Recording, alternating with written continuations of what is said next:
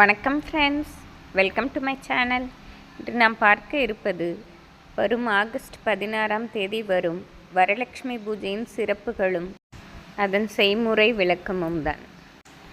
பொதுவாக ஒவ்வொரு ஆண்டும் ஆடி மாதம் அல்லது ஆவணி மாதம் பௌர்ணமிக்கு முந்தைய வெள்ளிக்கிழமையில் வரலட்சுமி விரதம் சிறப்பாக கொண்டாடப்படுகிறது. பொதுவாக நம் முன்னோர்கள் காலத்திலிருந்தே வரலட்சுமி விரத முறை இருந்தது.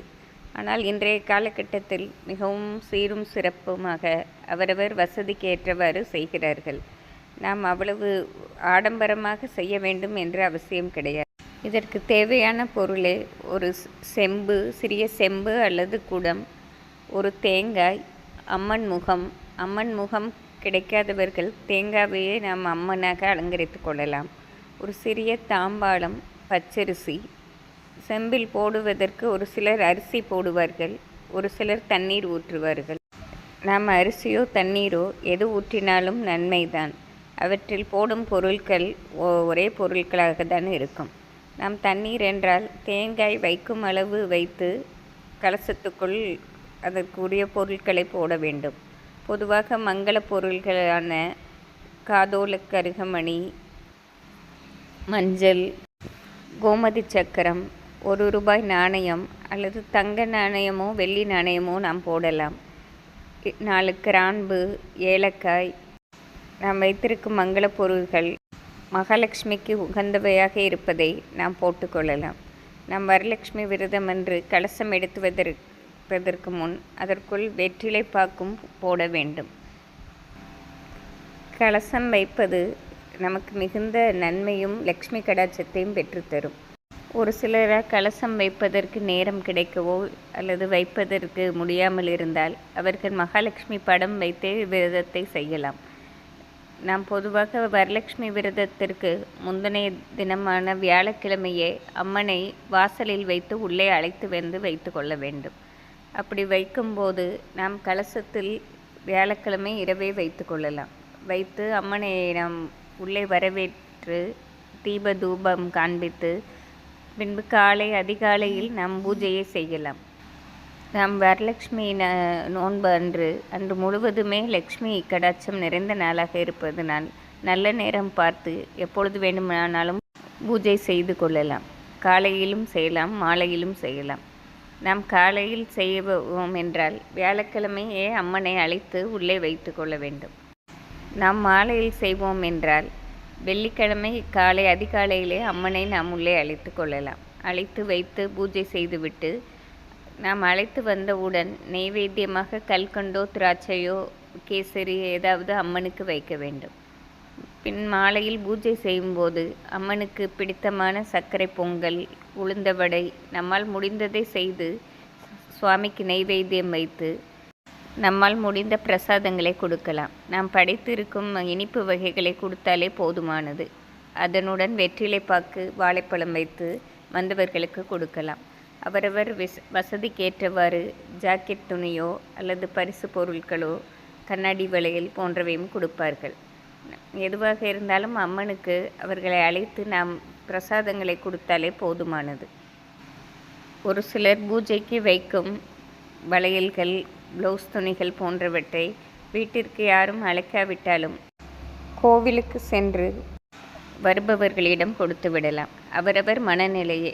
பொதுவாக நாம் அம்மனை அழைத்து வைத்து வணங்குவது நமக்கு குறையில்லாத வாழ்வு தரவும், நல்ல எண்ணங்கள் வளர்க்கப்படுவதற்கும், வீட்டில் குழந்தைகள் சுபிட்சமாக இருப்பதும், கடன் பிரச்சனை தீர்ப்பது போன்ற வீட்டில் அனைத்தும் நல்லபடியாக நடப்பதற்கே நாம் அம்மனை அழைக்கிறோம்.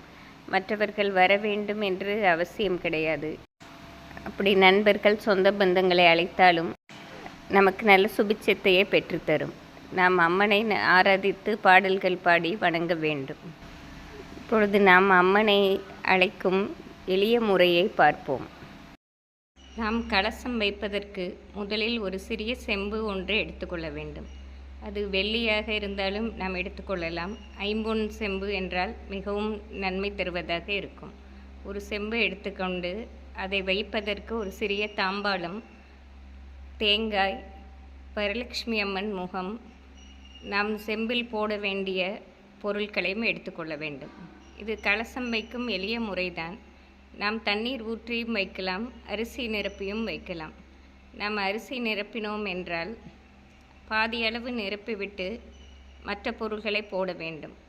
தண்ணீர் என்றால் நாம் தேங்காய் வைக்கும் அளவு தண்ணீர் ஊற்றி அதில் நாம் எடுத்து வைத்திருக்கும் பொருளை போட வேண்டும். முதலில் நாம் செம்பிலும் தேங்காயிலும் மஞ்சள் குங்குமம் வைத்துக்கொள்வோம். நாம் செம்பிற்கும் தேங்காய்க்கும் இதேபோல் மஞ்சள் குங்குமம் வைத்துக்கொண்டு இப்பொழுது செம்பில் தண்ணீர் ஊற்றிக்கொள்வோம். செம்பில் நாம் இந்த அளவு தண்ணீர் ஊற்றினால் போதுமானது. இப்பொழுது இதற்குள் முதலில் நாம் மஞ்சள் பொடி போட வேண்டும்.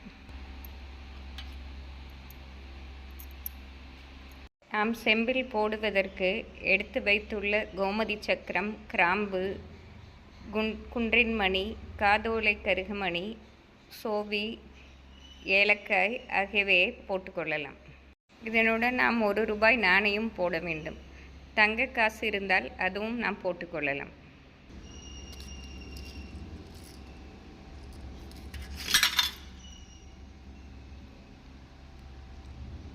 இவை அனைத்தையும் ஒவ்வொன்றாக நாம் போட்டுக்கொள்ளலாம்.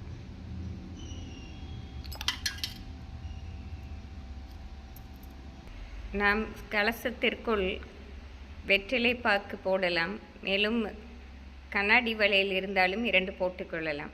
நம்மிடம் எந்த மங்கள பொருட்கள் எல்லாம் இருக்கிறதோ அதை போட்டுக்கொள்ளலாம். இப்பொழுது நாம் தேங்காயை வைத்து விடலாம். இதேபோல் தேங்காயை நாம் வைத்துவிட்டு அம்மன் முகத்தை அதற்கு மேல் வைத்து விட வேண்டும். அம்மன் முகத்தை நாம் தேங்காயில் இப்படி கட்டிவிட வேண்டும். இப்பொழுது தட்டில் நாம் அரிசியை நிரப்பிவிட வேண்டும்.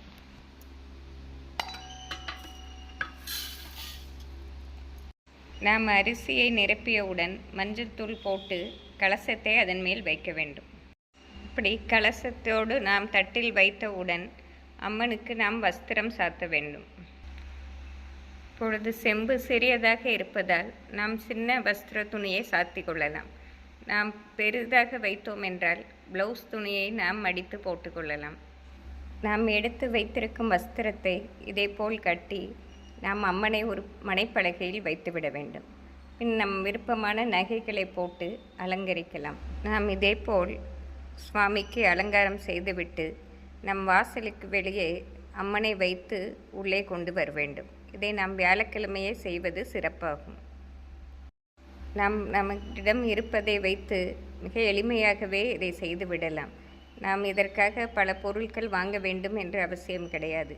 நம் அம்மன் முகம், தேங்காய், ஒரு தாம்பாளம், பச்சரிசி இருந்தாலே போதுமானது.